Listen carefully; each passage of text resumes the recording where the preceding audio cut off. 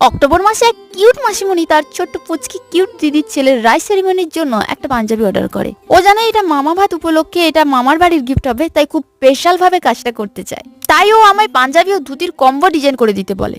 কিন্তু মুশকিল হলো আমি তো কোনোদিন ধুতিতে কাজ করিনি। আমার ডিজাইন করতে কোনো অসুবিধা নেই, কিন্তু ধুতি পাবো কোথায়? তারপর অনেক কষ্ট করে ধুতিটা বানিয়ে আনি ও কাজ করি। অনেক নিউ ডিফারেন্ট প্যাটার্নের কাজ করার ইচ্ছে হয়, কিন্তু ড্রেস না পাওয়ায় করতে পারি না।